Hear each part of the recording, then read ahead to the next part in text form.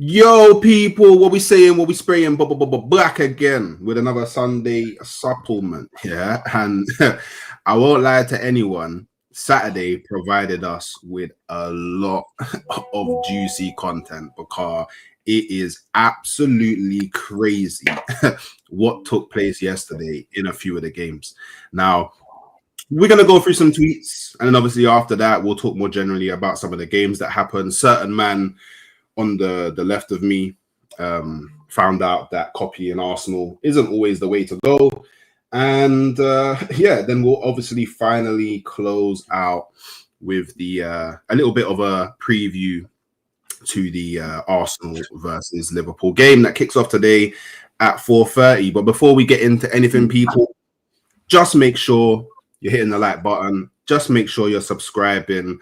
This is being streamed across all platforms: Halftime Hawks, Durag Diaries, and Fam Zone TV. So if you are in, and it is actually across Twitch as well and Twitter. So you can watch this in a whole variety of places. But just make sure you're coming over to everyone's YouTube and you're dropping them a like, dropping them a comment, and we're keeping it stepping.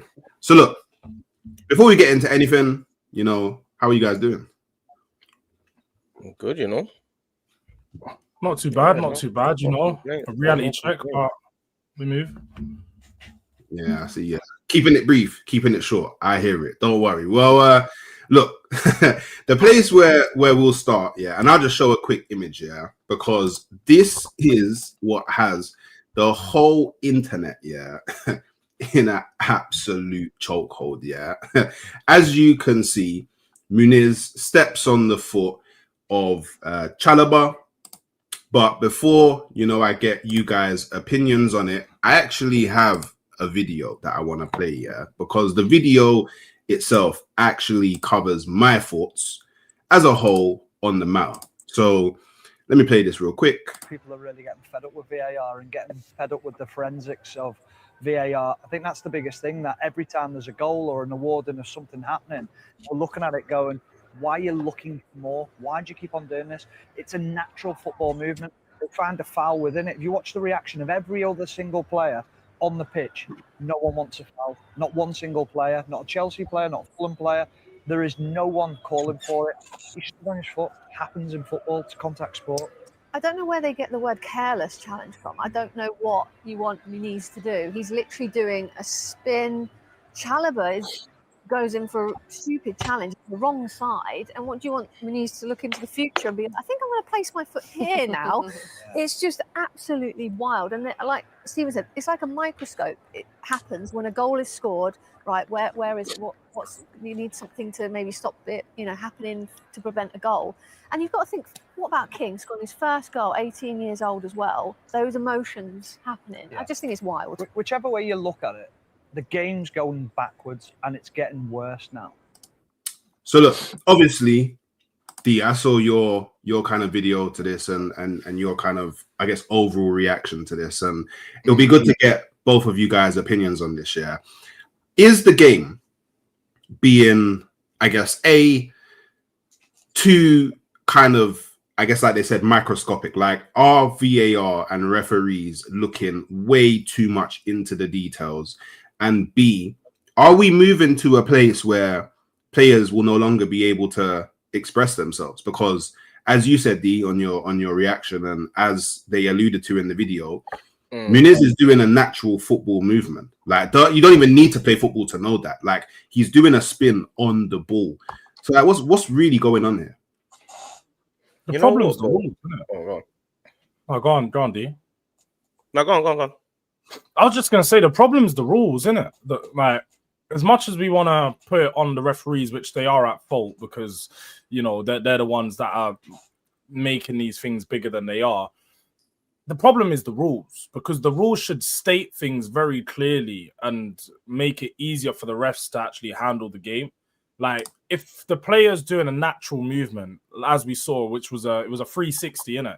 Does a 360, you have to plant your foot to sort of gauge your balance when you spin off the ball. If your foot plants onto another player's foot, that's not a foul. It's a mistake. The player's hurt, and we can acknowledge all of that. but it's not a foul. It's just quite literally things that are going to happen in football. It's I feel like they seem to forget that football's a contact sport. Football is not like basketball. It's not you can't touch each other. If you touch someone, it's a foul. It's a contact sport, so there is allowed to be contact. Now, whether the contact is, like they said, I think the words they were using is reckless and dangerous. Reckless is a yellow card. Dangerous is a red card. That's not a dangerous challenge. That's not a dangerous challenge that would prevent you, or it's not even a reckless challenge. I was supposed. It's not even a challenge. It's not reckless. It's not a challenge at all. He's just playing the game. So I look at it and I say the rules are the biggest problems, but the referees implement it and are just like they said, everything's under a microscope. Less slow motion, everything. They need to get rid of this slow mo rubbish. There shouldn't be slow mos. Watch it in real time. If you can see, like with the Anthony Gordon one, you need a slow-mo because you want to establish where his foot started the contact, so how far high up the shin, and that's when the slow-mo needed, because you want to establish then. But away from that, yeah, slow-mo shouldn't be needed, man. Yeah, I don't know, man. I feel like, you know what I'm going to say, really, like, I feel like the over-analysis of everything is too much. Like, we've been playing football since we were all kids. You know what I'm saying? We've been playing football. This has got nothing to do with the rules, nothing to do with refs, nothing to do with team, nothing to do with that. We've been playing football since we were all kids. We all understand that the ball has to go in the net, and we know what a foul is. You know what I mean? We all argue over fouls in the playground and stuff like that. We all play football. You know what I'm saying? So I don't understand how everyone that watches football is getting confused week in, week out about stuff that's going on the pitch. All of us are getting confused by what's going on. We don't have a clue what's going on with these teams, with these refs. No one has a clue what's going on. The refs don't understand. They don't not understand football. I don't think it's about football. They don't understand sport. Yeah. These guys, they don't understand sport. They don't understand when someone's running, yeah, you can't run with your arms behind your back. They don't understand that. They don't understand that when you're jumping up in the air, you're going to have a little bars with each other. They don't understand stuff like that. Do you know what I'm saying? They don't understand, like, sport. They don't understand running. They don't understand jogging. These men, they don't understand sidestepping. They don't understand skipping ropes. They don't understand backflips and front flips.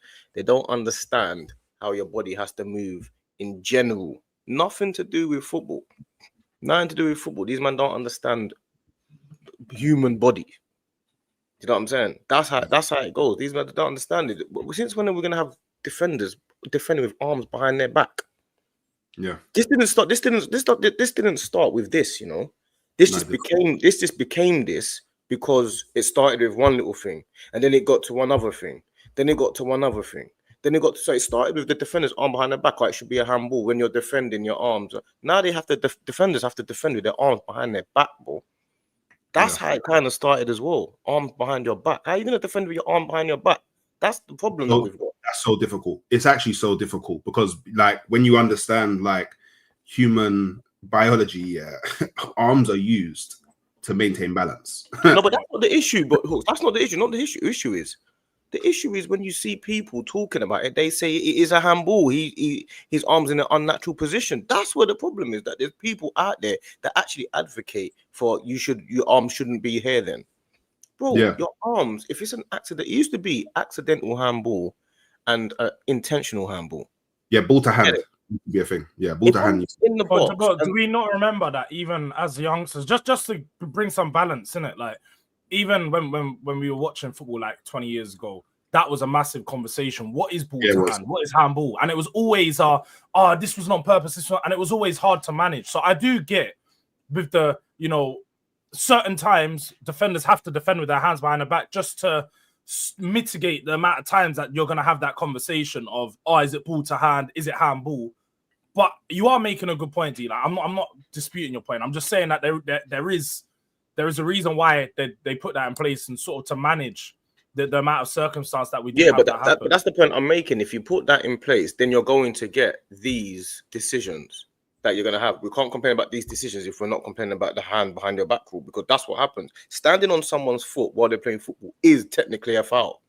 That's the point I'm making. But if you actually play football, you'll know that happens a million times in a game. Like if a man, that's going to happen. It's like sometimes you go up your arm, you might accidentally hit a guy in his chest or in his neck and that, because you're playing football. It's gonna happen, isn't it? Not every single thing's a yellow card. Not every single thing's a foul. Something might be, some might not be. It's different. But the point I'm making is, if we've got to the point where football, you're defending with arms behind your back, that is the whole problem. It starts there, bruv. It starts at stuff like that.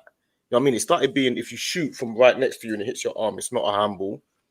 You know what I'm saying? Then they started getting into, if it hits your arm on the way and the goal is scored in the first phase of a move, then it's a handball. And I'm like, bro, like if a ball comes over and I'm trying to control the ball and it hits the arm, bro, it's football, isn't it? These things, ball's gonna hit arm. Now they don't want no handball in the game at all. So I think that I think that it depends, right? Like, I feel like they only really need to go to a certain level of scrutiny with handballs, like if it happens in the penalty box. I think, personally, I think outside the penalty box, every time it hits the hand, VAR, if the ref doesn't see it, VAR should just say, yes, hit the hand. Like, no, but that's what I'm saying. This is the problem. If you do that, then you can't say one rule for one part and one rule for another. It has to be the same rules all over the pitch, because a penalty is technically a foul, whether it's inside the box or outside the box. I hear that. But I just feel like there has to be more scrutiny. Like, I guess what I'm trying to say is like, I feel like more often than not, a handball should be given as a foul. I just think the level of scrutiny that VAR goes into with every decision should only really happen inside the penalty box. Like, outside the penalty box, I don't think that. Like, I just feel like just go by the letter of the law. Like, if the ball hits the hand and that qualifies as handball, then make it a handball. Like, if a certain height a player's foot makes contact with another player's leg is a foul, then it's a foul. Like, do you know what I mean? Because obviously, big up Mr. Slotball with the blood, man. Smash the like button and subscribe, folks. Please make sure you're hitting the likes by now. Shouldn't have to tell you, man. You man were on YouTube before all of us. You get me? So you know how important the like button is to people. You get me? We should be defo smashing it about. You get me? But I want to take it to what my issue is. My issue is more so, yeah, the fact that there's no consistency. Because I don't know if you lot will remember, but we saw the exact same thing happen in another game last season. Bruno Fernandes does the same swivel, but Bruno Fernandes isn't punished for it. No, he got the penalty. He got a penalty. Konsa was actually punished for it. So why in this scenario is Chalobah receiving the foul, but in that scenario, Konsa's being punished? They're the same thing. I don't understand sport. This is what I'm saying. I think we've gone past the point of trying to say that these managers and these coaches, not coaches, so these referees, they're biased, or they're biased for the top six, or I just don't think they understand sport. I think we've got to just stop trying to get technical with them, because they just don't get it. Like, they don't get it, bro. Like, it's becoming to the point where no one understands anything. And Bruno Fernandes, like, when he steps on Konsa, you step on Konsa, you swivel, you step on Konsa, and like, potentially you could say that that's not really a foul, or it is a foul, or whatever. It's subjective, isn't it? That's what happens in football. It's subjective. Yeah. So don't get involved when the decision can be right or wrong. Where are you getting involved if the decision can be both sides? It doesn't make sense. And we're going to see the same thing happen in this game. And that was part of the football when we were young. You know, when you go power league, Jules will tell you, because Jules still plays football now and stuff. You go power league, bro, you can argue about a foul for 20 minutes. Yeah, literally every single you time. You can argue your bedrooms. That's a foul. How's that a foul? Bro? Get up, man. You're so. What are you talking about? You clip my foot. That's part of football. That's the enjoyment of it. Yeah. You get me? That's the part of football that you have. So if you can argue your bedrooms for 20 minutes about a foul at power league, what makes you think that if the refs are doing VAR that they're going to please everyone? You're not going to please everyone. So stay out of those decisions unless the decisions are game-changing decisions. Yeah, that's the whole point. If the ball goes out, leave it in the referee's hands. Then when you mean if the referee saw it in full time and said goal, everyone was fine. It's fine. Yeah. Chalobah, as a grown-up, big black centre back, is on the floor rolling around for 10 minutes. He's rolling because he knows we are going to check it. That's gamesmanship, though, man. Let's be honest. That's just gamesmanship. Yeah, but it's pathetic. It's pathetic. But it's still pathetic. But let's have it right though, D. Yeah, just like I'm petty. We're petty, bro. Like, just like sometimes you're gonna see the other team do it. If they're gonna get away with something, I'm gonna get away with it too. So I'm not mad at Chalobah for acting the way he did, because he's doing that because that's where football's at nowadays. Everybody does it. It's still pathetic. It doesn't make it not pathetic though. No, it doesn't. But like, it's part of the game now, isn't it? It's generally just part of the game. Coaches actually tell you that. Coaches tell you if you feel a nick, go down, stay down, make a big deal of it. I remember watching one of All or Nothing, and they were making a big part of that. Coaches tell players that's what they're supposed to do on the pitch now. Yeah, because they know that they're gonna go back and check it. Understand? That's the whole point. You got to focus, bro. Man, so we're not allowed. Yeah, focus. Man's a refugee. That's crazy. I don't think we want to talk about that. Bro, you don't need to type that fast, bro. You can take it easy. You can chill. He's distracted. He's talking about the riots all over the country and stuff like that. Man. Yeah, he's talking about the England flags, in it. I hear it, but just to put it out there, to go off your point, George, you do realize that they came out at the beginning of the season and they actually, Pgmol said they're actually going to clamp down on players acting, like rolling around and all of that stuff. They said they're gonna crack down on it, and we're given an example of when really and truly they should crack down on it. But if Chalobah doesn't roll around like that for as long as he is, I don't even think anyone looks at it, because no players had a problem with it, because they're footballers. Do you know the thing is though, Hooks? It's hard to tell you like when a player's acting or not. No, it's not hard, but like for you to go and clamp down on it, so to basically say, oh, I'm gonna give you a yellow card for acting. How can you tell someone how much their pain threshold is? Like that's just it's a very silly thing for them to put out, because like it might not hurt Chalobah, but it's gonna hurt Paqueta because he's smaller, he's more nimble. Yeah. So now it's just stupid, isn't it? So it's like they can't really clamp down on it. But I hear your point. It is something they need to try and manage. Yeah, but go on. No, go. We had a game when we played against Crystal Palace and we had no VAR. It was the most refreshing game. And even though we scored an offside goal because Jesus was technically offside, it was refreshing. Now, the thing is, what happens is now, this VAR and stuff was really kind of brought in to stop the Henry handball against Ireland. Stuff like that.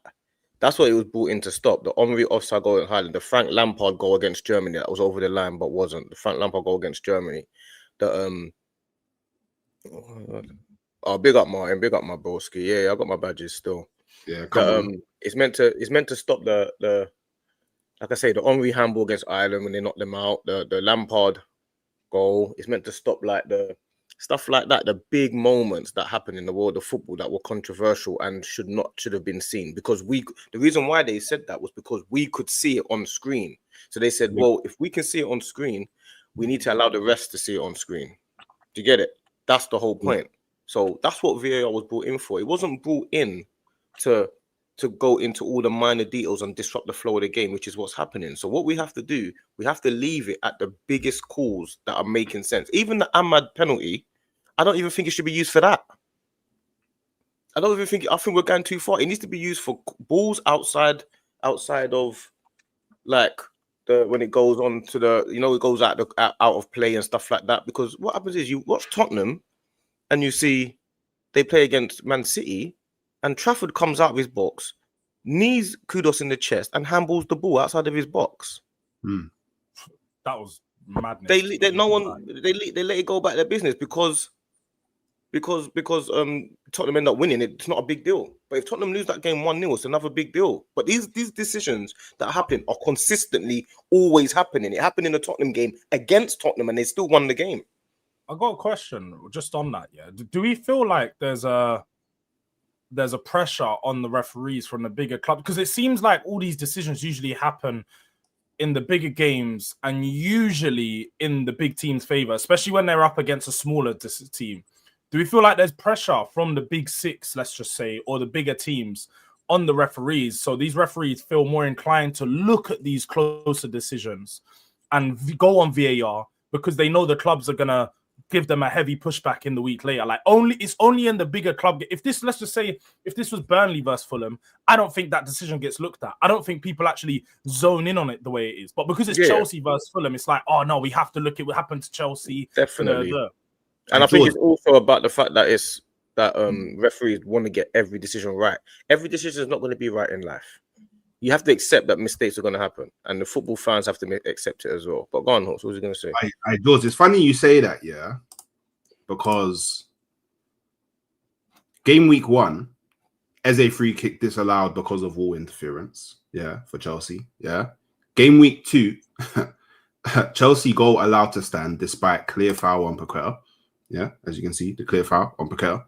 You know, if anything, I think this is more of a foul than what Muniz did. I don't even think Muniz is a foul, but this is definitely more of a foul on Paqueta than it is on Chalobah.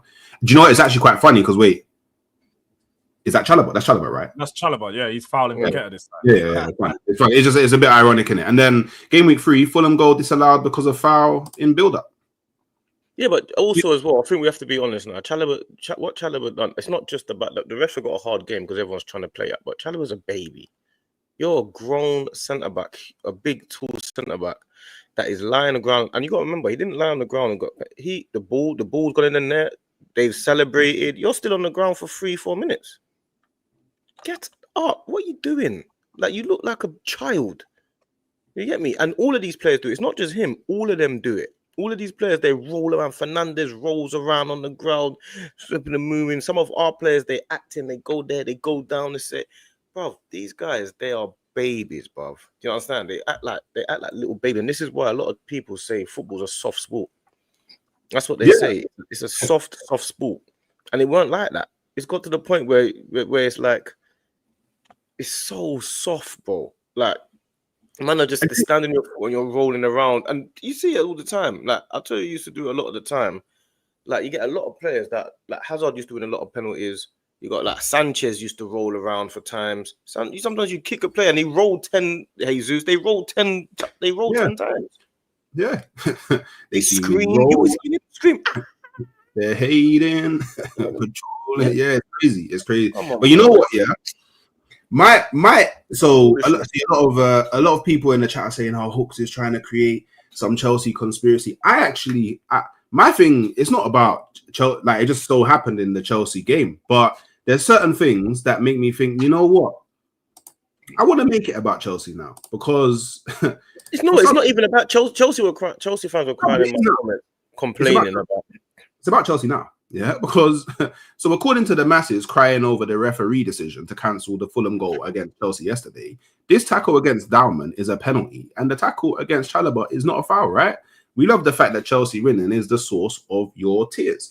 Now, trust Chelsea fans to not actually know the difference between the two. So I'll explain it. So in scenario A, yeah, you have the Leeds player committing a foul on Dowman, who has the ball. So Dowman actively has the ball and the foul is being committed on Dowman. Yeah.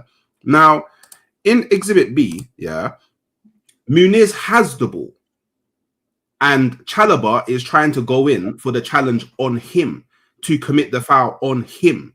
And because of Muniz's movement, while he has the ball, bearing in mind it's Muniz that has the ball, Chalobah doesn't have the ball. Yeah, he steps on him due to movement. Now, I don't know about you guys. Maybe you got superpowers, or I don't know, maybe you can move your body in certain ways once you've already committed to a certain movement midair. But it's actually impossible for Muniz to change the direction of his body in that scenario. How about this? He doesn't even know where Chalobah's foot is. So in one example, you have a player with the ball moving, being fouled. And then in the other scenario, you have a player with the ball and another player is trying to foul him. And because the player is trying to foul him, he ends up landing on his foot. Two completely different. I don't even get how you can be in possession of the ball and commit a foul at the same time anyway. Like, that doesn't even make sense. Muniz is in possession of the ball. And like, that's just like if you put your body across a player as you're dribbling and you accidentally step on their foot, is that now a foul? Because it won't be. You're in possession of the ball. They're getting in your way. It's definitely not a foul. Like, yeah, it's just strange, man. Very, very strange decisions. And that one, the only one, man. That one, the only one. Can we talk about this offside? Jules, you was about to say exactly what I was about to say. It weren't even, and the thing is, yeah, these are the ones that are the biggest highlighted ones. Yeah, you got the Man United Burnley offside that no one understands what we're looking for. You know what what we're looking for here. And the thing is, yeah, what I don't get about the offsides is they Do you know how long it takes for them to? I thought it's semi-automated. I thought it was meant to be quick. They take 8. It's the same 3-4 process. minutes. It's the same process. The only difference is we get this nice little graphic. That's the only. It's like they just paid to implement this graphic, so we can now see the line better. But what can you zoom in and can you someone explain to me? I can explain. Well, Richard Keys can it? Well, it's Andy Gray. One of them. Oh, you're gonna play the video? Okay, cool. Now this is the first one we've had. Okay, there's nothing in this body that shows offside. Just notice that nothing in the body that Make shows it full offside. screen. Oh my bad. Nothing in the body. Nothing in the body. Yeah, makes it offside. In the dark shaded area, right? Look at the corner of his shirt. They're saying, according to this, that is offside. That bit of his shirt is offside. How can that be? And do you know what, And guys? they might Not this change brings that me back. back to because we remember when we spoke about the offside rule and potential changes. I remember I said it would be best for consistency if you do it from the player's foot. You always do the player's foot because then you can be consistent in the positioning. Now, because you can supposedly score with the sleeve of your arm, we're now doing offsides from the player's It's the same sleeve. thing, bro. It's the same thing. No. The difference is if you've done it with the foot, we can score with the foot, so you understand why. If his foot's ahead, they've got a slight advantage. His arm is ahead. Let's just say if they did see and it hit his elbow or just above his elbow, they wouldn't give that as a goal. We know that if it hit his elbow, they wouldn't give it as a goal. So what are you? So what my point I'm making is, so if you say with the player's foot, you say not the knee, nothing above the boots. The foot. It should just be the foot. I don't know. I think it should be the leg. The reason why that won't work, I'll tell you why that won't work. It's because it's easy in situations like this if it was the foot. You see that these two here, but when they're in the box and it's a corner, for example, and there's 10 players in the way, how are you going to find out the guy's foot that's in the middle of the box with the last player's foot? How are you going to from a corner? No. I'm saying when the ball's pinballing around, you just like they do with this graphic. For one, they just take out all the players. Like they've got the technology to remove every player and just focus on the 2 furthest players forward, isn't it? So it would just be a case of it'll be the same thing, bro. No, you would not have the same issues because the foot is much easier to establish and draw the line at. Plus, we know the problem here is that you can score with that part of the body, so that's why it's being called offside. That's the issue. I don't think that you like that there's any consistency because if we saw a player score with that part of the body, we'd probably call it not a goal. It'd probably get called for handball. I disagree. Do you want me to tell you my rule to this? Yeah, it's got nothing to do with any of these things here. If you can look at it like us here, we get the graphic up, and you look at it with your naked eye, and it's not clear in say 5 seconds, it's onside. Nah, that's how I do it. That's how I don't know. That's a bit. I don't know. That's how you look at it. If it looks like it's fairly thingy, you leave it onside. I'm not so sure about it's the same way. It's the same way how it used to be with goals. Before we had goal line technology, if the ball looked like it was over the line, it was a goal. No one complained about it because that's how many times would they make bad decisions because there's no referee close enough to make that decision. That was the problem. Bro, if you do it exactly by the pinpoint, you're gonna get these decisions all the time forever. You're saying to remove the actual point of the offside, but it's gonna have the same issues because it's factually. I think the factual part has to be taken out of it. It has to be when you look at it, you give us the screen and you look at it, and we're not 100% sure for 5-10 seconds. Give the goal, and then we move on. But do you know what? Yeah, now they don't. I'm on this though. I'm on this. This is what I'm on. Yeah, because to me, this makes the most sense, and you can apply it to what happened in the Manchester United game, which is there's no like he's offside by the corner of his t-shirt, but in that phase of play, there's no advantage. Like there's no advantage. There's no technical. There's no advantage. There's no advantage between that corner provides zero advantage in that phase of play. Yeah, but then what about his kneecap that goes ahead? It doesn't like this today. Yeah. There's no advantage. Like to me, there's no advantage. I think offside should only be given when there's a clear advantage. There's no advantage. The same issue, bro. It'll be the same issue, bro. But it's like because you're saying there's no advantage, but the advantage if my knee is ahead. But that's what you're saying. That's your opinion.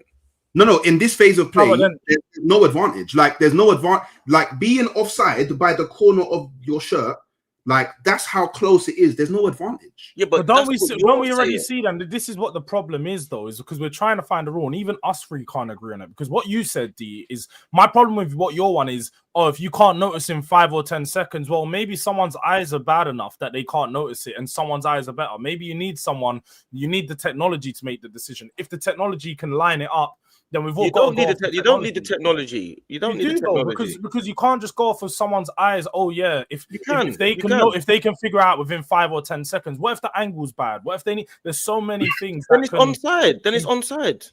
Nah, man, because then certain teams are going to be getting an advantage when some teams won't. What if they say they can't really tell, but the player's like more offside than another goal that gets disallowed, or the player's not as offside? Then there's no consistency.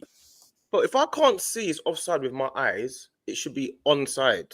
But that's just because you can't see it with your eyes doesn't mean that it's not. Yeah, offside. That's how it needs to be, because otherwise you're always going to get this situation if you want it to be factually on or off. It's not like goal line technology where you're on or off. Goal line technology, if the ball goes over or not, if you're doing offsides, you're going to always have this thing where it's minuscule because we can't see that it's a millimeter offside. If they this is automated, by the way. So what you're saying basically, D, is we should just go back, and I'm not saying it's wrong because I was actually fine with there being mistakes. I was actually fine. I thought football without VAR was fine. But basically, we should just go back to what we had before with no VAR during offsides. And when you talk about if they can't see with their eyes, that's the linesman's job. No, I'm saying can't see with their eyes, that's not what I'm saying. No, I know, but you're saying to do a replay. But if you do a replay, then there's subjectiveness because some people might see with their eyes, some people might not. You're not understanding what I'm saying. You're not understanding what I'm saying. I get exactly what you're saying, D. You just don't. I'm not saying it's subjective. It's not subjective at all. I'm saying if that image there that you just put up, that image that you just put up, if you look at it and you can't see that it's offside, it should be onside. But what if somebody looks at it and says they can see it's offside? So it is subjective. That's my point.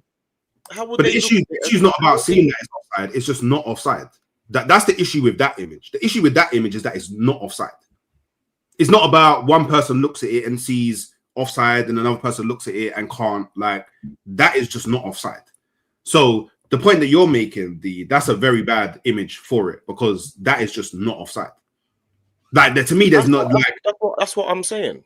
No, but you're saying in scenarios where it comes to an offside decision and you can't see it within a period of time, then it should just you're wrong. This image here is offside. No, it's not. It's not offside.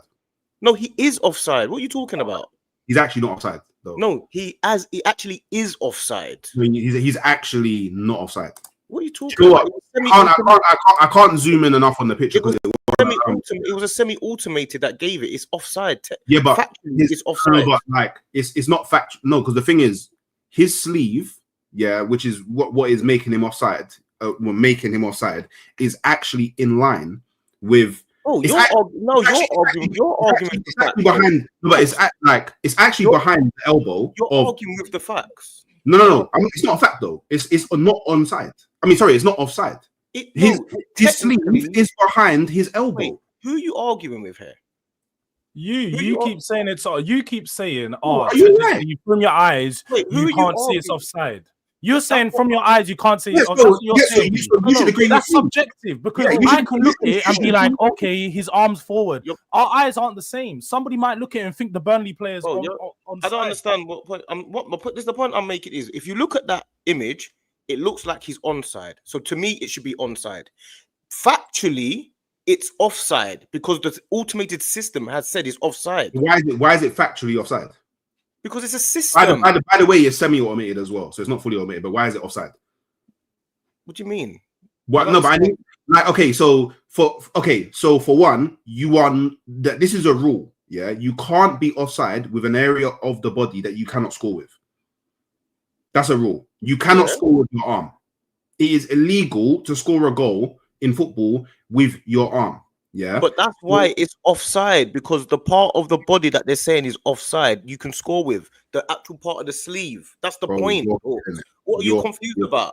You're actually killing it. You're actually I don't think you're getting it. yeah. I don't think you're not getting it. So We're it's both fine. making the same point, and you're just not getting it, bro. You're not There's getting it. nothing But to get. There's something. No. But that's your problem. Is you think there's nothing to get. You don't want to get it. That's the point. Yeah, Is you don't want to. so obviously, you don't wanna get it, bro. wait, you're not arguing with me. You know, you're arguing with the system. You're not arguing with me. No. But the point is, you keep saying, "Oh, I can look at it and see the Burnley player is onside." Yeah, that's what you're saying. Yeah. Okay, but somebody can look at it and say, "I can look at it and see the Burnley player's offside." You can look at it and make that decision, right? You can look at it and make that decision. I don't think you can.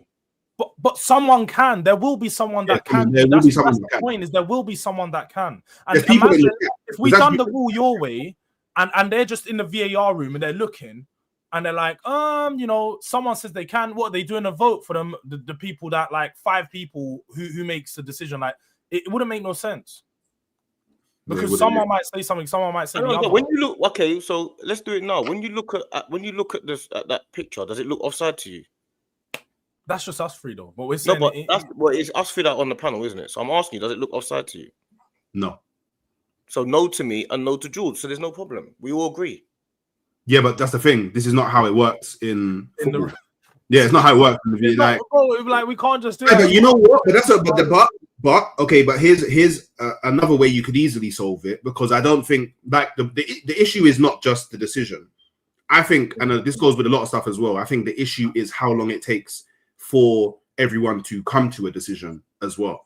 So I would be completely fine if there was I don't know, like a panel of refs or assistant refs or whatever officials that are on VAR, and it's like, okay, they do a vote. Do you think it's onside? Do you think it's offside? And the majority wins. Because for me, if there's a democracy, then I'm like, cool. At least a bunch of people that are meant to be skilled at their job have analyzed all the information presented to them. They've come to a vote, and the majority's won the vote. Then I'll be like, cool, because it would shorten how long it takes for these decisions to happen. And I think that'll take long, bro. Yeah, democracy. Come to a democracy, like, because what happens now is everyone there has to come to a like, everyone has to agree. Who's everyone? On the people in the VAR has to agree. And if they don't, then what? I ain't got time for that, bro. Yeah, but D, I don't get it. So you're just saying one person's in charge, and we have to go off what that one person sees. Bro, listen, that picture, yeah, is technically offside. So I don't know what you're arguing with. It's factually off. He's offside. So you're arguing not against me. You're arguing against the system. No, I'm arguing against the point that you made. We're both arguing against the point that you made on how you want the system to be. That's exactly what we're arguing against. I don't know what like I said, the system I want it to be is if you can't see that it's offside with your eyes, it's onside. No, we did that. That's but it. That is again subjective. Everyone's eyes are different, bro. Everyone's got different eyesight. But football's subjective. Fouls are subjective. It's the same thing anyway. But I'm saying. Okay, so what about? Okay, so what? So your way is actually mad. Your way, I don't even realize how mad your way is, because no, your way is mad. Because what about if I'm in the VAR? What? Okay, what if I'm in the VAR? Yeah, and I don't know, I've got a bit of bias now. Say, for example, say I was a ref last season at a Chelsea game or whatever, yeah, and the Chelsea fans really got onto my back. You know, I had a horrible game because of them. They was cussing out my family in the stands and all of that. And now I'm VAR for the next game. And there's a scenario where, I mean, it looks tricky. You know what? To me, yeah, it looks offside. You're just saying that, yeah, I should just be allowed. Yes, offside now because I looked at it and yes, offside. So we're talking about biasness and all that. I'm not. Yeah, but that has to come in play, bro. That will happen. You're saying one person has to look at it and there's no factual decision. If that's the case, why are you arguing against this system that called it offside then? Because it's not off. It's the system. We're arguing against the rule. You're arguing against the system. We're arguing against the rule itself. What is it? Is it offside or onside? To me, it's onside because. Why do you keep saying that? Because, by the way, you're not listening. You're not listening, yeah? I don't mean it's onside. You're doing the not listening to minutes. It's factually offside. Why do you keep saying it's onside? Yeah, and we're arguing against the rule, D. That's the point. We're arguing against the rule, bro. You're not refusing to listen and understand that. We're arguing against the ruling, not the way that it was carried out. You're arguing against the system of calling the ruling. I'm arguing against the ruling entirely. The ruling is wrong that the player's sleeve could cause a man to be offside. Yeah, it's That's dumb. what's wrong. Dumb. Not It's the way so that they measured it. Not the way they done it. The VAR is not wrong. It's the Bro, point of the shoulder can be offside. That's but the that wasn't rule, his right? shoulder. That was his it's sleeve. not his shoulder. It's the It's sleeve. above the. It's the armpit. The It's armpit. above the. It's not above the armpit. not That was the the elbow. armpit. It's at the. Bro, It's put at it the up. elbow. It's at the elbow, bro. It's literally at his elbow. I don't even know what. I don't actually know. Yeah, what you it don't. is. No, yeah, you're not yeah. listening. D. Yeah, You're yeah, doing yeah. this on purpose. I Though. don't You actually know are. You what can't you're just talking keep about. doing that. I don't You You're can't being, know what you're being controversial on purpose. So because you're being controversial on purpose, big up Pro Mice, yeah, for I don't know gifting what you're talking about. 1, 2, 3, 4 half time Hawks. YouTube, mama memberships. Bad man. The chat's gone mad, so I don't actually know who it was, but obviously make sure you people were dropping W's in the chat for that. Big support. I love the support. I appreciate the support. And yeah, D's gone a bit mad. So because D's gone a bit mad, we're gonna move on. You lot are going ballistic, bro. You lot don't know what you're talking You're moving mad. So No, D, you are. You you're actually do actually this. moving But mad. recently, you're doing you on purpose. refuse to listen You in don't know what debates. you're talking about. You're You don't know what you're talking about. Yeah, bro. You you're don't know what you're actually. talking about. Yeah. So So you're saying wait, are you saying that the system was wrong? Is that what you're saying overall? see, this is how I prove. This proves that he wasn't listening because you're still talking about the system when I'm talking about the rules of the game. So because of that, you just proved that you wasn't listening. Yeah, you just proved you wasn't listening. D, you didn't listen. You didn't listen. Yeah, you just proved it. You know, Watch back the show. Watch back the show, and you'll get that you've never listened for the past 20 minutes. You lot going mad. You lot going. So, by the way, do you know what else is going mad? Yeah. Not only was Chelsea forcing Jackson to leave, they're now forcing him to stay. So, exclusive, Chelsea informed Bayern Munich they will not be proceeding with proposed loan of Nicholas Jackson after injury to Liam Delap.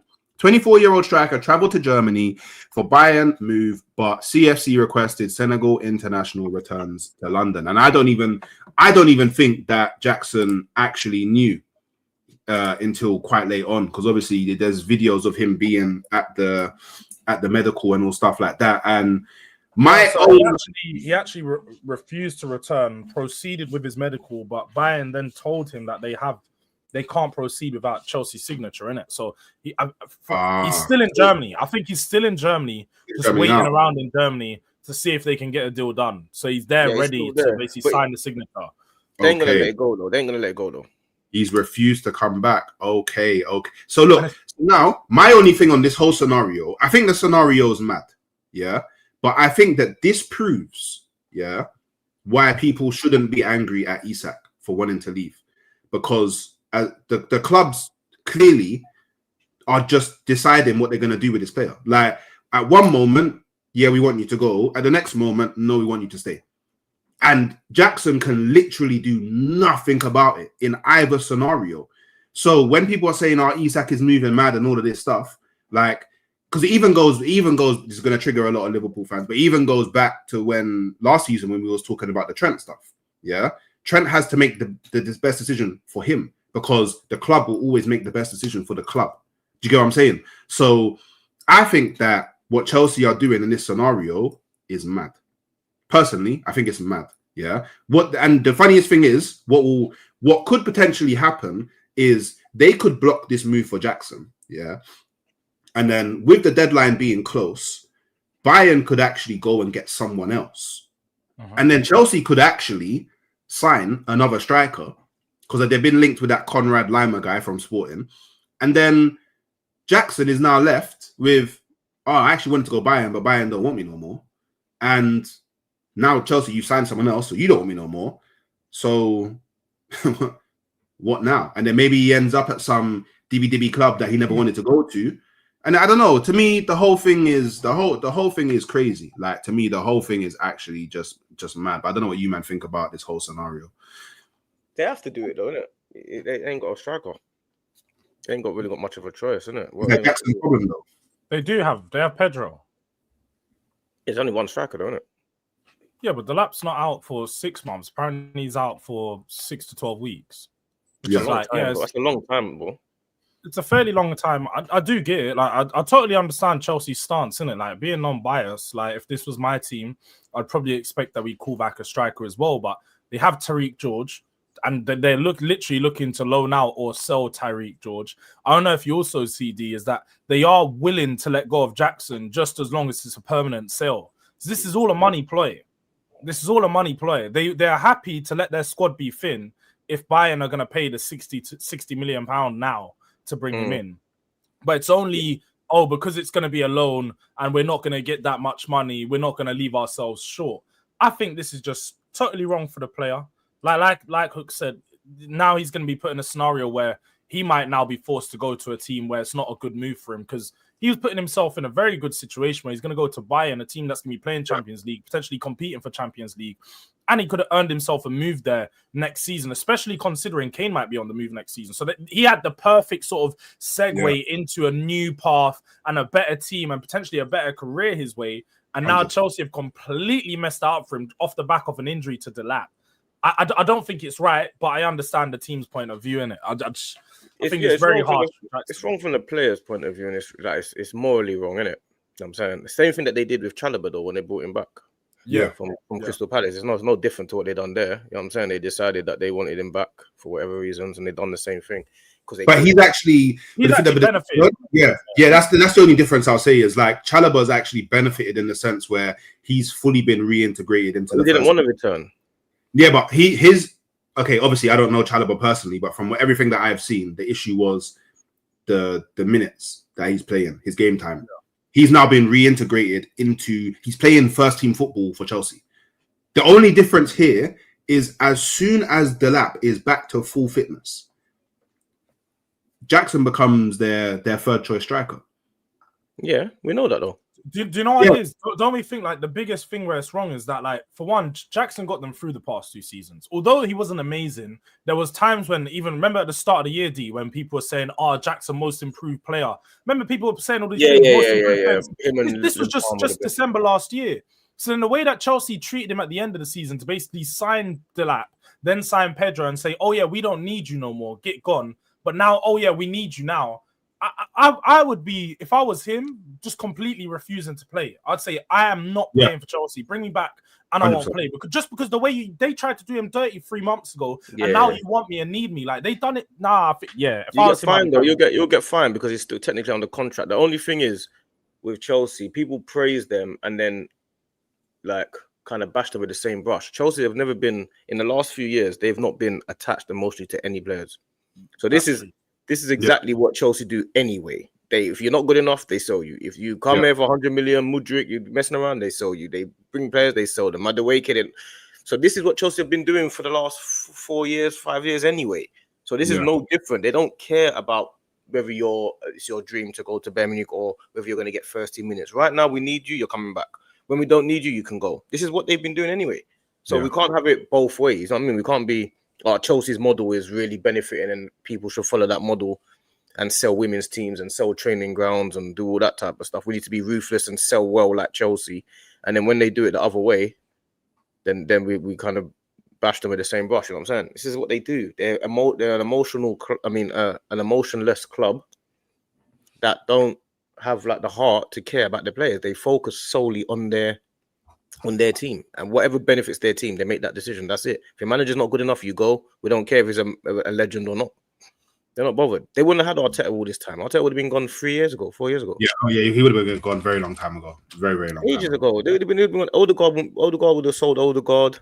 Yeah. You know what I'm saying? Like, all of this stuff would have been gone time ago, bro. Zuberman, all of these players that we've got, Chelsea ain't got that affiliation and that care.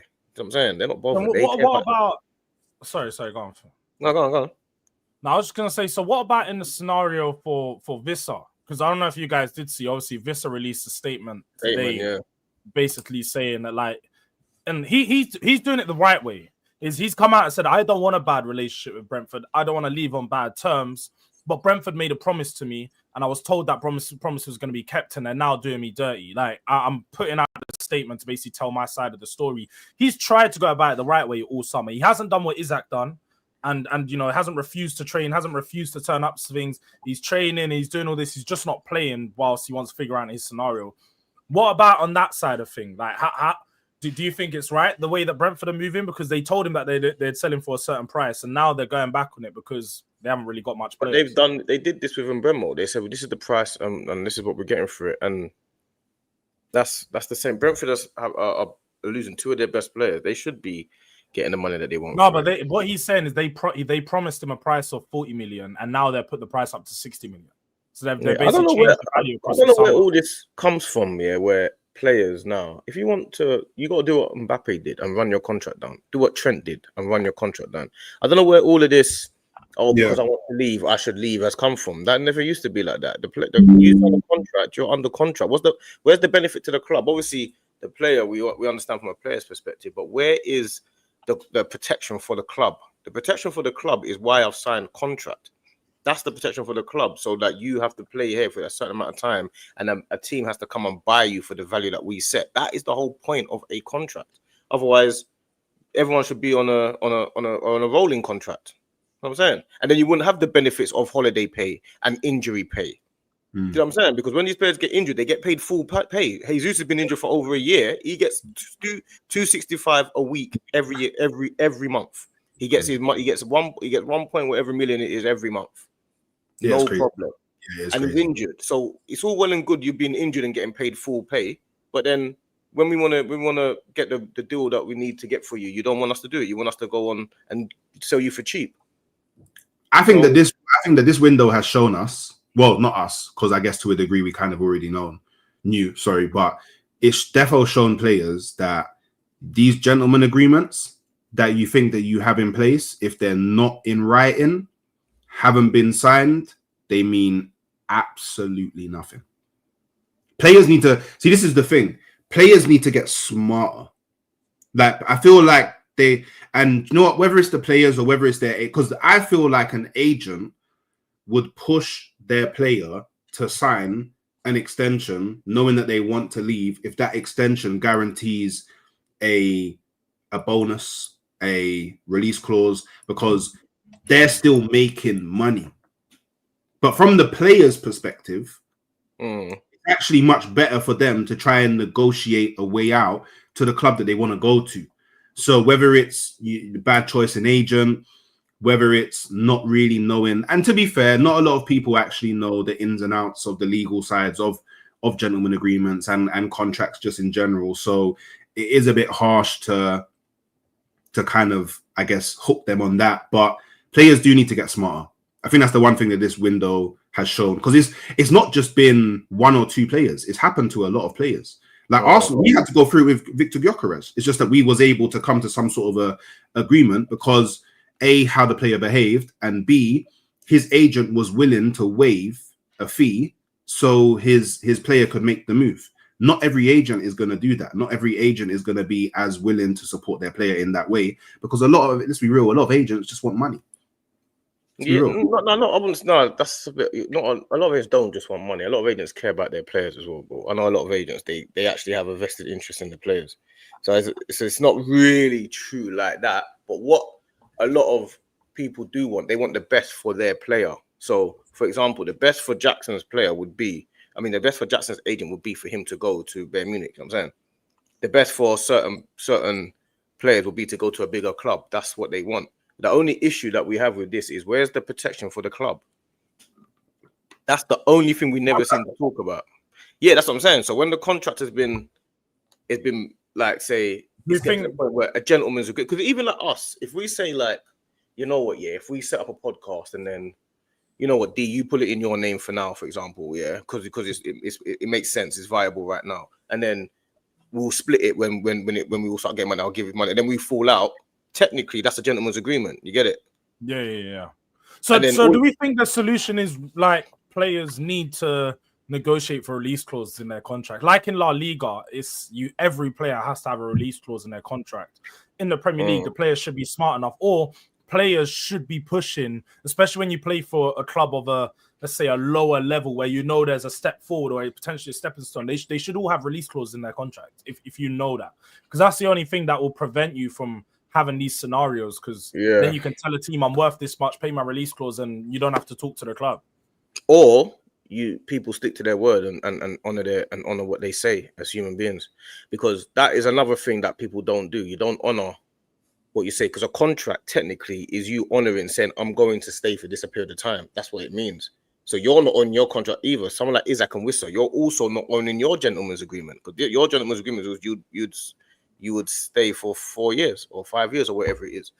But then on the flip side, if somebody says I'll let you go for 50 million next year, again, it's about owning your agreement as a man or as a woman. You know what I'm saying? Sticking to your guts, and you know what I'm saying. But it doesn't happen in football, man.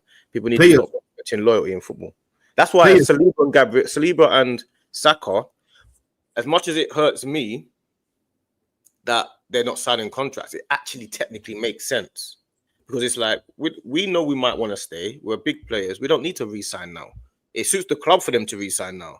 It doesn't suit the players. The players are like, I don't need to re-sign. I can wait until my last year of my deal and then weigh up my options. And if I want to stay at Arsenal, I'll sign another one then. Why does Saliba need to sign a new deal now? He's got a year and a half left in his deal. It's true. He's got a year and a half left in his deal, and he can just wait and then see the options and then see what makes sense. That's what Trent done, and he decided what he wanted to do. That's what players are going to start doing more often. The Bosman ruling. That's what it came in for. Yeah, 100%. And I mean, in reality, players in the Premier League should negotiate release clauses into their contract, but the bigger Premier League clubs are not going to allow the large majority of their players to have release clauses in their contract, just for the simple fact that in La Liga, I don't even need to go talk to the club. I don't even pay the money to the club. I go to the like the La Liga and I say, yeah, I'm activating the release clause, because Arsenal did it with Partey. That completely caught Atletico Madrid off guard. Our deadline day, Arsenal just went to the Liga head. We're going to activate Partey's release clause. But then most of the smarter clubs like Barcelona, they put their release clause, let's just say for Yamal, 1 billion. So they know that nobody can pay that release clause. Like if you are smart enough as a bigger club, you make sure that you protect yourself in that way, and you don't put a release clause at a realistic price for someone. Yeah, but Yamal's a product. Even not Yamal. You can look at like centre backs like Aruhal, however you say his name. He's got like a 700 million or 1 billion release clause as well. A lot of if they want to keep a player, they put a stupid release clause in there because they know nobody can pay it, and the player's quite happy. But Barcelona's a bit different in it, because a lot of these players that join Barcelona, like, it's their dream to play for Barcelona. So Barcelona has a lot of power in these negotiations. Like, for example, Isak going to Newcastle. Like, it's not Isak's dream to play for Newcastle. So why would he ever entertain a 700 million or 1 billion release clause in his contract? But Newcastle wouldn't have that power to do that. Only the clubs in England that would be able to do that would be like a Liverpool or potentially Man City. Or like, I don't think Arsenal would be able to do that. And if they could with certain players like a Saka, like an Eze, a player who really wants to stay at the club. But like they said, like some clubs won't do it, some clubs will, because somebody might actually pay it. PSG didn't want to do it no more because clubs will actually pay, or like that's the problem. So I don't know, man. I just think players have got to be smarter. As much as clubs should have morals, like Dee said, you know, everybody should be sticking to their agreements. Players have just got to be smarter. Like how clubs find loopholes, players have got to find loopholes to try and make sure that they have ways out of their contracts. Yeah, no, facts. All right, so you know what? Yeah, let's just quickly, you know, we've covered the majority of the news, but let's just quickly talk about the elephant in the room. So Liverpool, Arsenal go to Liverpool. Oh, not that elephant. That's the bit you get allowed this time. I'll allow you. Maybe we'll find room to. It's not that we're going to talk about North Divide tomorrow. We can slew you later. But the other elephant in the room, the bigger elephant in the room, is Arsenal go to Anfield today. 4:30 kickoff. Oh, you don't want to touch on Tottenham losing? Oh, okay, cool. Go on. Yeah. Maybe we can save a little spot at the end, but let's we're running for time. I think we should focus on the big game because we're short for time. We've got like race. There's bigger fish to fry ultimately. Yeah, but I mean, it's interesting.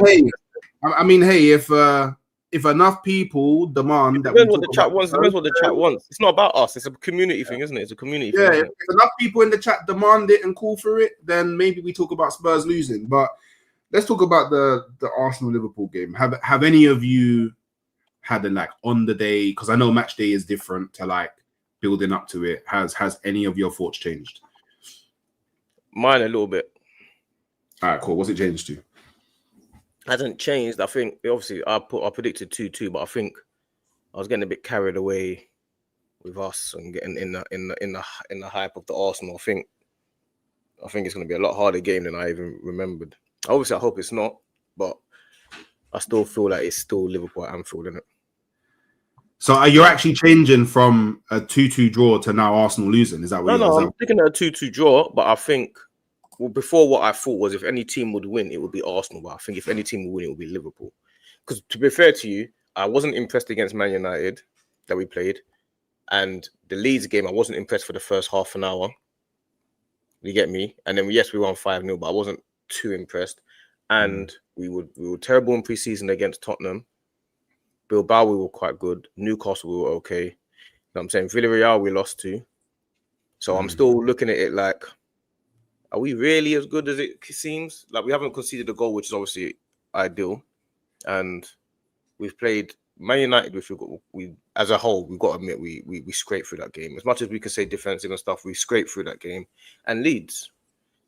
So he could easily have been just 3 points on the board, and then it'll be a whole different. But it's not. Game. But it's not. That's the thing. It's not. I know, but I'm saying the point is that Man United, for example, they beat Burnley yesterday, so it's not that they lost, but the feeling is it was a shocking game by them. You understand? So it's not about whether the fact. I know the facts are we've got 6 points on the board and we're going to Anfield, but it is still Liverpool at Anfield. We have to be. Can you not apply the same logic to Liverpool? In what way? Man, I call you the ultimate flip-flop. Yeah. Man said you're the ultimate flip-flop. Fair enough. Yeah. Can you not apply the exact same logic to Liverpool though? Because they haven't looked great in both their games. But their games. They lost in the Community Shield to Crystal Palace. Yeah, first competitive game of the season. They lost. They didn't. They lost. They lost. It was a 90-minute game. They didn't. Completely different team though. They lift the trophy. No, because It was a 90-minute game, bro. Okay, but they conceded 2 goals and you done this last year when it was an Arsenal game. So it's a completely different team though, bro. Okay, cool. So they played Bournemouth and Bournemouth just beat Tottenham. So we can see what team Bournemouth are now. Bournemouth are very good team. It's Bournemouth and Newcastle away, bro. With 10 men. But it's still Newcastle away, bro. With 10 men. So all I'm saying is excuses are being made for Liverpool, but those same excuses are not being made for Arsenal. Arsenal are in a scenario where we've conceded 0 goals. Liverpool have conceded 6 goals in their first 3 competitive games.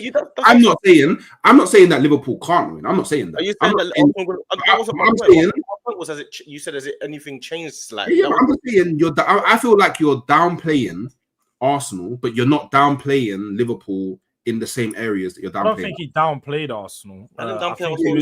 He just gave some context as to why he's not as confident as he was the other day when you know what we really confident. What I think is safe to assume is the nerves are starting to kick in. You know, big game, big day. Yeah, the day's different. The realization. It's like Conor Benn. That's what I'm saying. When Conor Benn came into the ring, talk what you want. When you get in the ring and you see 60,000 people there and you see Chris Eubank in the ring, you start realizing, hold on a minute. It's not the same as what you thought. You gassed it up. It's the same as when I was in the gym, bruv. 100%. And it's not the same. You know what? Yeah. I think both of you have made good points. Like Arsenal, you can look at them and slide, but Hooks is right in saying you can slide Liverpool as well, because as good as they have been going forward, and you know, at home they'll be able to push them through. They might have that extra goal, and they might have that extra push. At the back, they've looked a mess. Konate's had 2 of his, and I see that debate with Kopic the other day, which is crazy because Konate's been awful, absolutely awful, and say he's better than Gabriel Saliba's madness. Yeah, but for how bad he is, and you know, you got Gyökeres going up against Van Dijk and Konate. There's some holes back there. Like I think that a draw and going with the draw is a safest option to go for, because both teams have weaknesses, but also both teams are very strong in their strengths. Arsenal have a very good defense. Liverpool have a very good attack. So you sort of you're their kryptonite in that sense. But it's the Anfield factor that I feel like leans way more in their favor. The difference is though, would you Hook take a draw? Would I take one? Yeah. I mean, I would take a draw over a loss, but I think we would should you take a draw now before the game starts? Would you settle for a draw now and take over a loss. Yes, not in general. over a loss? Not over a loss. I'm saying, would you take a draw?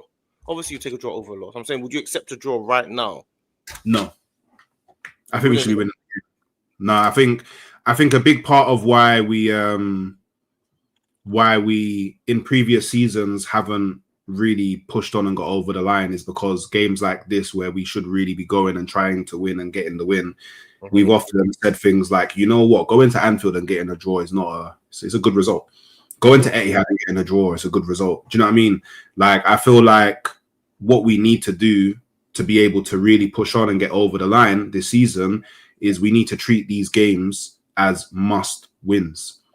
And us as a fan base, we shouldn't be happy if we don't leave these games with victories. Like, yeah, Liverpool's a great team, but so are we. This isn't Liverpool going up against, I don't know, a Brighton. Do you know what I'm saying? Obviously, all due respect, like, us as a fan base, we view ourselves as one of the Titans. Man City, they view themselves as one of the Titans. Liverpool, they view themselves as one of the Titans. When Titans clash, there has to be a winner. Do you know what I mean? Otherwise, what's the point? Like, we're just going to go through the same cycle again of, yeah, we do well against certain teams, but then, yeah, we get draws against the big teams, and then we're looking at, oh, shit, 2-point difference. If only we won that game against Liverpool. So, yeah, I don't know, man. I don't know. I feel like there has to be a mindset of beating teams like Liverpool at Anfield, because it is something that we need to get over. We haven't won there since 2012. Shambolic. I get what you're saying. I get what you're saying, but then that mindset can be for any team, can't it? You can. You can have Burnley. Let's say any team that wants to win the league. Yeah, any team that wants to win. Any team that can win the league. Any team in general. No, because because Burnley just come up from the Championship, shouldn't be looking at the Anfield game like, yeah, this is a must win. Come on, bro, that makes no sense. No, not must win. I don't think this is a must win for Arsenal. This for me is a must win, 100% must win. No way, it's not. It is 100 million. And do you know what makes it even more of a must win? We're playing Liverpool at Anfield, game week 3, off of the back of them being a bit shaky, not fully warmed up. Engines aren't fully raring at the moment. This is the best time to go to Anfield. If I can't beat, as Arsenal, yeah, for everything that we say about Arsenal, having a strong squad, having all these sick players, a lot of people saying the manager is amazing, all of that stuff, like second 3 times in a row. If I can't go to Anfield on game week 3 and beat Liverpool, then that's a big problem. It's not a must win, though, is it? 100% a must win.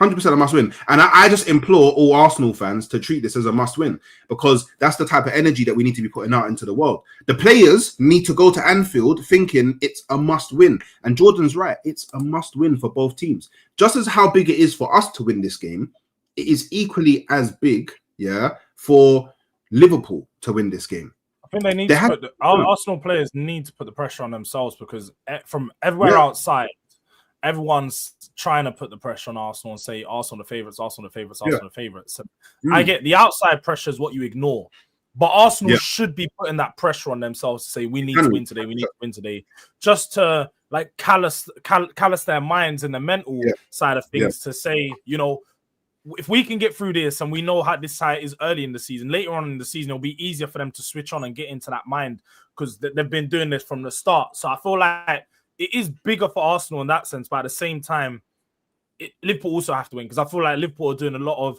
let's push the pressure on Arsenal. Liverpool have a lot of pressure on themselves. They're at home, they have a big game. You know, it's the title decider, and let's have it right. Like, they just won the title, so they should be setting precedent and beating you guys again. So I think Liverpool fans and Liverpool as a club, because I was watching Salah the other day say, I think Arsenal are title favourites. They're doing a lot of talk to try and put the pressure on Arsenal and deflect it off themselves, and they need to realise. I think you're getting too wrapped up in what it is at Anfield, man. People are forgetting. Like, the fact of the matter is, Arsenal right now are in a good position, innit? And we've got to take the game to Liverpool and try and win the game. You know what I'm saying? That's just where it comes down to. Liverpool it comes across like they're seeming weaker than us, when actually, in fact, they've had 2 harder games than us. And the facts are that they're champions. So everything is actually in their favour because they're still at home. So the fact is, we're going to have to take it to them and try and beat them, because this is what we've got to do. But the actual scenario is it's not a must win, and we have to actually compete with Liverpool before we even think about the result. Because that's what we don't do a lot of the time. We don't actually compete first. So that's what we've got to actually get done. I know you're doing this whole. Wait, the last few times we've played them, we've actually competed really well. I know we've competed really well. Now we're at that point that you're talking about, where first we have to compete with them, which we've been doing. Now we have to win. If we beat Liverpool at Anfield, it will give us far more confidence than it would hurt Liverpool. Liverpool are not going to think they're out of the title race because we beat them at Anfield. You know what I'm saying? But but this is the thing. So, like, cool. Salah's already come out and said that Arsenal are the favourites and gave a set of reasons as to why. If Arsenal now go and beat them at Anfield, that actually reaffirms Salah's point. We're not favourites, bro. Doesn't matter what. I know you're trying to spin. No, I'm not spinning anything. I'm telling you what Salah said. I'm telling you who you think is one of the best players. You think Salah thinks Arsenal are favourites ahead of Liverpool? You really think that? You think so? 100%, because he's not a liar. Because he's a man of he's a man of the Lord. He's a man of the Lord. You think Salah thinks that Arsenal? He's a man of the Lord. He doesn't lie. He's a man of the Lord. You get me? He made a fair point though. When he said it, it's not like he just said it randomly. He said because Arsenal have a settled manager, they've been competing for 4 or 5 years. They have the most settled team. It makes sense. He said we're not the title favourites because we've got so much changes. He's pretty much alluding to all the different transfers they've got coming in, which is a good fair point. And he also said that he wouldn't write off Pep Guardiola because Pep Guardiola is Pep Guardiola. Yep. So exactly. I think he does generally believe Arsenal are title favourites, and that. They're strong. So do you think so? Hooks and Jules, you both think we're title favourites as well. We've had this conversation, so I had this conversation with you virtually nearly every day, and I tell you, as it stands right now, I think Arsenal have the strongest squad. We are the favourites. The only way that I've got Liverpool as favourites. I've got City to win it, but Liverpool are the favourites because they've won it last season. But that's also because I have no belief in your manager, so I'm biased in that sense. I would never have you guys as favourites. I don't think your manager's good enough to be. I think the only way that changes for me is if Liverpool go and grab Isak and Guehi. If they go and grab Isak and Guehi deadline day and Arsenal don't respond with like that kind of superstar left winger that we all think that we should get, then to me, Liverpool are the favourites. But until then, for me, Arsenal are the favourites. And look, at some point, like Arsenal can't go and sign 8-9 players in a window and Arsenal fans are still sitting there nervous. Done all of that. We covered all of our gaps in the squad. We've upgraded our ceiling with 4 players. We've upgraded our floor with another 4 players. Like, the Arsenal fans shouldn't be sitting here like nervous. Why am I nervous? It's not about being nervous. It's not about nervous. We gotta be. Chest has to be out now. Like, how much more do you need to do in the window before the chest comes out? It's not about nerves. It's about the fact that we're going to Anfield. We have to make sure that we stay in this game. And you're talking about like we're talking about like we're going. This is when last did we beat Liverpool at Anfield? I know this 2012. But what I'm saying is, what more do we need to be confident enough that we can go there and win? What more do we need? Do I need to sign Yamal, Mbappe, Vitinha, and then sack Arteta and then bring in Enrique? Is that the only way that I can feel confident going into what you're saying is right, isn't it? What you're saying is right. You're going with the fact of, you know what, we've got to go there and we can beat them. I'm with that, innit? But what my point was, the question that you asked wasn't can we go to Anfield and win? That wasn't the question you asked. The question you asked was, is there a little slight change in how you feel about the game? So it's your question that changed the confidence what we're talking about. You know, you could have changed your question; it would have been a different answer. No, but how you answered the question made me understand that you're even more nervous now. I am. Than he was, obviously, because the game's and we're talking about nerves. Yeah, I'm obviously more nervous that the game's upon us. We don't have our best player. Do you know what's crazy? Erdegaard even travelled with the squad. We don't have our best player. Like obviously, I'm more nervous. We don't even have Saka playing, bro. Yeah, but before yesterday, a lot of us thought we was going to Anfield without Saka and Erdegaard. Yeah, but Erdegaard has travelled. Erdegaard travelling. You're now more nervous. You're now more nervous Now our captain is going to Anfield with us. You're now more nervous. I'm not more nervous because of the scenarios. I'm more nervous because the game is upon us. That's why. It's like this is normality. It's like when you can talk about it all day long at home, but as soon as you start putting the players pull up to Anfield on a coach, the realization is going to hit you.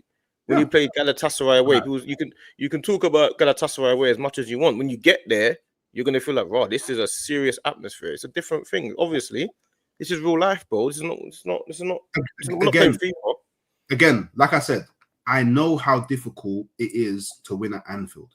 I know the level changer that it is at Anfield. I'm aware of all this. I'm also aware that Liverpool can beat Arsenal at Anfield very comfortably at that, because it is Anfield.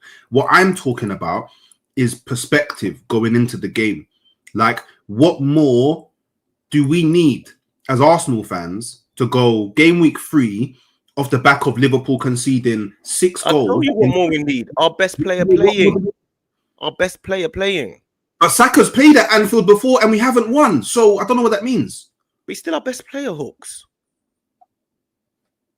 What do you mean? What more do we need? I just told you what more we need. We need our best player fit. I hear it. Cool. I hear it. Obviously, you're less confident than what I am in it. Yeah. So what do you think the score's going to be? What do you think the score's going to be? Because you think we're going to keep a clean sheet, right? Yeah, I still think we're going to keep a clean sheet. Okay. Yeah. So but again, I can be wrong. It's just a prediction. I can be wrong. You will be wrong. You will be wrong. Yeah, I may so be wrong. I may so be wrong, but that's just how I feel. Like, I'm just speaking about how I'm with you. I think you're right to say things that actually mean something, because that's what we need to be doing. You're absolutely right, bro. I'm just on the side of the fact that I've had a long time going to Anfield, and it's always been harder than we make it out.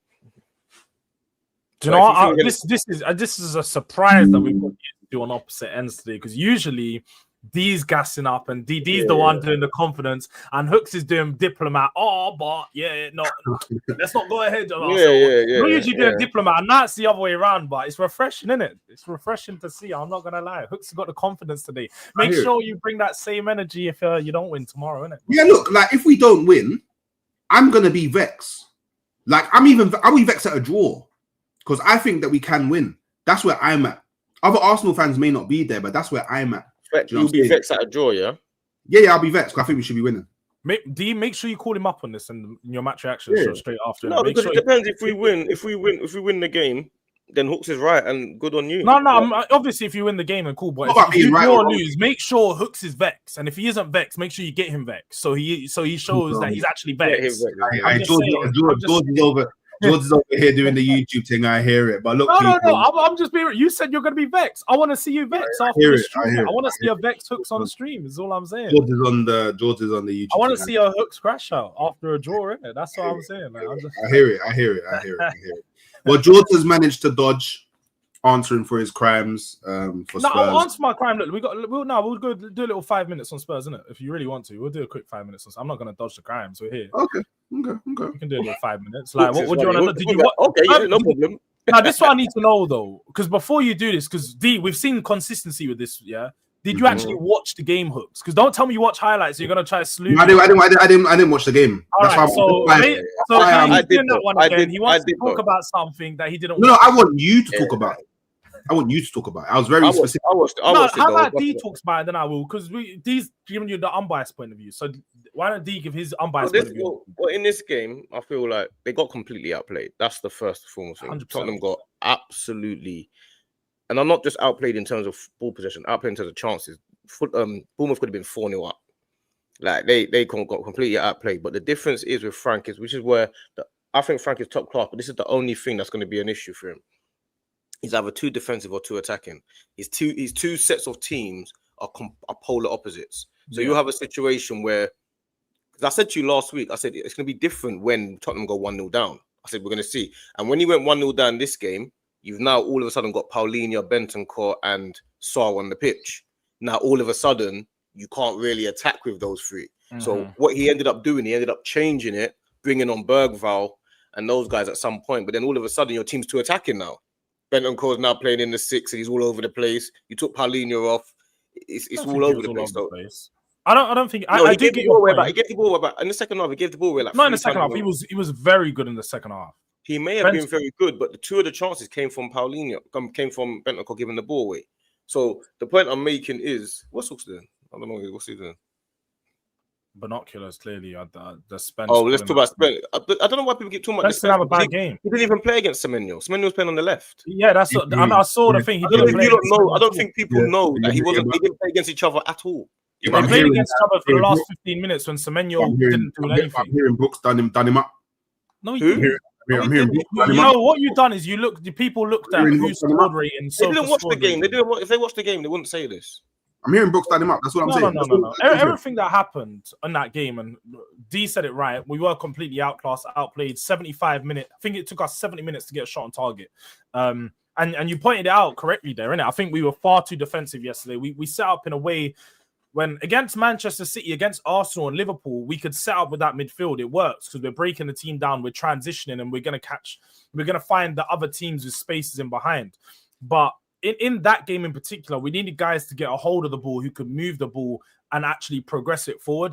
The only thing is, I think where it's different, D, is you are right, is he does have those 2 teams, but those 2 teams will change when Simmons comes in because now we have a natural 10, a natural creator. And even when Maddison and Kulu come in, he's now got someone who he's got as an option to play in the 10, who's a bit more comfortable and someone who you can rely on. Because like you said, when he did make the change to bring on Bergvall, which I said it at halftime, I think the 3 places where I identified and what I liked of Frank is he made the 3 changes that I would have made. He brought off Odegaard and brought on Odegaard and Bergvall to try and retain the ball, 2 players that can keep it, and then swapped Spence over when there was. I do think he should have done it early in the game, take Porro off, bring Udogie on, but I think he was trying to manage Udogie's minutes, so he probably didn't want to move him, bring him on too early in case of injury. But Bournemouth were just so much better than us in every sense. The midfield setup from us was poor, and the one thing I will say is if that was Ange, like you said, that would have been 4 or 5-0 because Ange would have just kept giving them the space in behind. But it should have been. It should have been. It should have been with the chances that they had, but they didn't ultimately, and we managed to see it. They should have had a penalty. No, let's be honest. No, there was no penalty.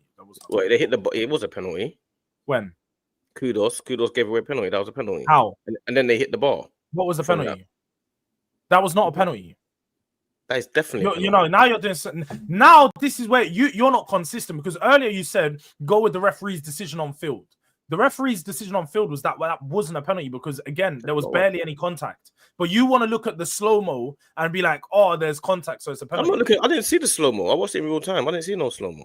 So if the referee close enough to it realized in real time that wasn't a penalty, then what makes it was a penalty? I personally think that was a penalty. I think it was an easy penalty as well. I don't think that was a hard penalty. But the referee in real time right next to it said it wasn't a penalty. Yeah, maybe the ref didn't see it.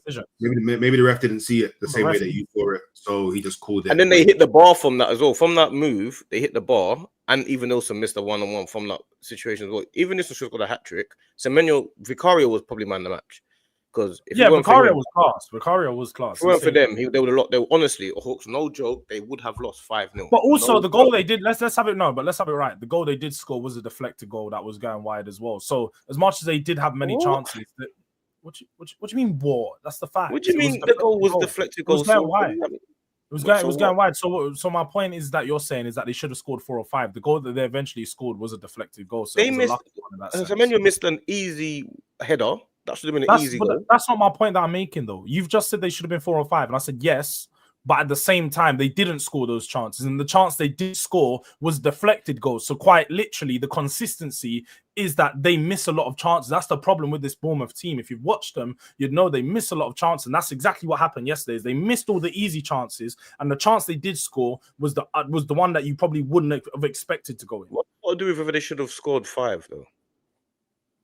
Because they always miss chances. That's my point. Is Bournemouth always get themselves in a position in a lot of games, if you watch, even against Liverpool, where they should have scored more goals. They miss a lot of chances because they lack quality in the final third because they're not that great of a team. Like any team at that level, they would lack quality in the final third. That was their issue, right?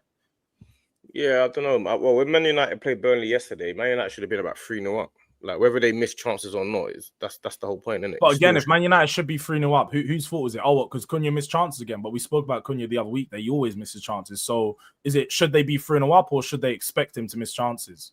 Okay, yes. If that's what you're assuming, if you're talking about that, if you're saying that missed chances mean that you're supposed to have missed them, then that's different. No, it's not that I'm saying supposed to, but if you have a player that consistently misses chances, then you can't say, oh, he's in that position, he should score. But he misses chances all the time in that position. So quite literally, it's not as good of a chance to him as it would be to another player, is what I'm saying. Yeah, I agree with that. I agree with that. But no, your point overall is that Bournemouth outclassed us. There's no denying that. Yeah, it was. They outclassed us. I think Thomas Frank was a bit confused. I don't think he realized. I think he knew because of the team he played, but I don't think he actually realized how outplayed they can get. I think. I think. Go on. Sorry. No, go on. I think obviously everyone's been praising Tottenham to the highest echelon, but like I always said to Jules, I said, if you play that style of football, you have to be prepared for other teams to be in control of the game. That's what it does. So when we play Tottenham, when Arsenal play Tottenham, it's going to be a very fiery game. If Tottenham, what they're going to do the sit-back counter-attacking thing. It's down to Arsenal whether we play well enough or not. If we don't play at 100%, we play at 90%, we could lose. If we do play at 90 or 100%, we're going to win. That game plan that you play is not based on yourself. It's based on the other team. You keep making that game plan to be the overall game plan, but we don't have a 10, so he's forced into that game plan. We won't be using that same game plan when we have a 10. You will. And that's been his formation. No. But it's been his. But again, the formation's not the problem. We didn't play with a back five. Played with a 4-2-3-1, and he played with a 10 at Brentford. Damsgaard. He always played with a creative midfielder. Spurs have lacked that creative midfielder since he come in. He's actually only played 40 minutes with a creative midfielder, and that was Maddison. They were across two separate games where he got injured in the other 20. So he's actually only had the chance to play a number 10 for 40 minutes across over 300 minutes of football. So now that we have a 10, that he will not be forced to play in so defensive because we have a creative player in that position. You played Bournemouth at home. This wasn't Arsenal at home. You played Bournemouth at home. I don't think you're not understanding what I'm saying, though. I am. You're saying he played defensive because he doesn't have a 10. And I'm telling you, game... he's not. We didn't play defensive. We were forced into playing because the players that we had on the pitch. The players on the pitch, like Sarr, wasn't coming in, dropping into the midfield to pick up the ball. So we're losing it consistently. And every second ball that we had, they were getting first to. So it looked... So, yes, they dominated the sensible, the chance and so on. But whenever we was on the ball, we couldn't progress it forward because we lacked that one player, the 10, the creative player. So, yes, we looked extremely defensive because we couldn't progress it. If you play Sarr, Bentancur, and Paulinho in the midfield, that's a defensive midfield, bro. I know, but when we have Simmons or a 10, you would never see that. You can play. You've got Odebear, you've got Bergvall. Why is Bergvall not playing? Bergvall come on the pitch. Bergvall's not a natural 10. He's more of an 8. He's more of an 8, so he's not a natural 10. So they put Sarr in there to reward him for his performances that he's been playing. So against Man City and Burnley, he was very good and quite. He's still creative, though. I get that. I would make the same decision. I would have played Bergvall on the 10, but I'm looking at it from the manager's point of view. He's rewarding players for their performances. Sarr literally has been our best player in a Spurs shirt since Frank's come in. He's not going to drop him for this game against Bournemouth because, Bergvall might be better in that position. He's going to reward Sarr for his position. No one said to drop Sarr. Why are you talking? He could have dropped Paulinho as well, but Paulinho had an amazing game against Man City, so he played him. I agree that we should have not played 3 defensive players. I do agree with that sense, but I do think that, again, he doesn't have a number 10 that he believes in as to why he didn't play that. And he did make that change 55 minutes into the game, 10 minutes after. But it suits him to play those 3 because that's his natural way of thinking. That's what he likes. He likes to stifle teams more so than take the game by the scruff of the neck. That's how he plays. He's always played like that. But that's not true because against Burnley, we've done the completely different. Against Burnley. I expect him again with a 10. We'll see us play very differently. So when you play, you're judging him for 3 games and saying he's going to play 3 defensive midfielders across the whole season. He will against the top teams. He will against the top teams. He will. Well, again, there's only 3 top teams in the league. So if he does that in those 3 games, I ain't got a problem. Okay. Well, just quickly. Because obviously you can confirm for me after as well. Because obviously I didn't watch the game. I've just seen a lot of stuff online. Yeah, but big up Real McCoy with the super chat. Yeah, Spurs must play Johnson through the middle. I don't know if it was the whole game or if there was a point in the game. You had 1 shot, and Bournemouth had like 20 something. That was in like 65 minutes in, 67 minutes in, or something like that. Yeah. For at home. We know it's bad. We said that. We've addressed that. It's bad, isn't it? All the attackers know that. But again, I don't think I don't think Simmons changed. When you have a number 10, you don't have that issue. I don't think Simmons changes. I don't think just Simmons changes that. Well, he would. Any number 10. No, there's something fundamentally wrong if at home you're only having one shot in like 70 minutes. But you have to watch the game to make that decision. You can't not watch the game and make that decision. No, it's too much in general. That's no, but yeah, if you watch the game, it's very clear to see Spurs lack the 10. Very clear to see. Spurs lack to create midfielder. Bro, one shot at home in a game for Tottenham Hotspur. We didn't have one shot. Doesn't matter if we have a 10 or not. We didn't have one shot in total. We didn't have one shot. One shot after 70 minutes. Crazy. Why are you talking about not having? Well, because you guys are just refuting the point of like the style of play and the way that you build up. Like, I don't know why you guys are just being like choosing to ignore the basics of football. In football, you need someone that can progress the ball through the lines, whether it's carrying or passing. We didn't have nobody that can do that yesterday. He chose that formation, but he chose the players. Hence why I said there's something fundamentally wrong. We're just gonna keep. I wouldn't quite say fundamentally wrong. I wouldn't quite say fundamentally wrong. But all because you didn't have a 10, that means you can't shoot. Is that what you're saying? That's not what you guys ain't listening. I'm just not because you didn't have a 10 when you played Man City, did you? And you had loads of shots. You didn't have a 10. Well, when you look at the you have a 10 when you played Man City. You look at no. Again, you're smart enough to know that. I know that you can tactically analyze a game. So if you tactically analyze our chances against City, what did you see and how were they created? In transition. No, okay. So and how was both our goals created? In fact. We pressed them high up the pitch and we won the ball high up the pitch. So literally, we did not need to build out from the back and play through City lines to create chances. We created their chances off the back of a press, counter press them, and then one off the press and then counter attack them. That's how we won majority of our chances. So in this game, we didn't get that opportunity because we didn't progress the ball into Bournemouth's half where they were playing it around the back. We literally couldn't build out from the back ourselves. Bournemouth's press killed us. The ball was in a lot of our half, and all we're doing is going sideways, and then a long ball forward, and then Richarlison's hold-up play was off. Richarlison wasn't holding up the ball, so we can build off of him. Like, again, I don't think people can choose to do the funny thing, and I don't mind. If you want to laugh at Tottenham, we can do that. But if you actually want to look at a game, I'm talking about people in the chat as well. I'm not talking about you. I haven't laughed at Tottenhm. Hook said I'm not talking about you in particular. I'm saying in general. I'm just saying in general. Yeah, but Hook said a basic thing. He said having one shot after 70 minutes at home. And then you're talking about not having a 10 and the tactics of it and stuff like that. You should I'm talking about the tactics of a game. Like, I don't know. Is that not what we do? When you review the game, you talk about the tactics implemented. That Frank implemented. No, I'm talking about the. Do you know? I'm going to keep around myself because whatever you guys say, I'm not even going to keep saying it. Bro, come on, bro. You know, just no, I get your point, but we're going to keep arguing about it. That's why I don't even see the point. Yeah, I know. It is becoming a bit of a circular conversation, but just as a last point for me, yeah, I know for 100% fact that if this was Arsenal, you wouldn't be trying to do over-analyze and breaking down the tactics, and it's because we didn't have a 10 and all of that. You'd be saying, I'm doing that. Yeah, it's right. It's my team. You know what? I wouldn't actually be surprised if you actually said, you know what? To have one shot at home after 70 minutes, there's something fundamentally wrong. You would actually say that was a problem. I find it a bit. I'm not even trying to take shots at Tottenham because obviously I said I didn't watch the game. I was just curious. I was finding out if that was actually a thing. And also, I never said you don't provide that balance when it. What I'm trying to say is you don't provide balance when it comes to other teams, but you expect others. I do. No, I do. You just don't like when I don't do it for yourselves. I'm saying when I gave that balance on the Man United and Arsenal game, we didn't have that issue.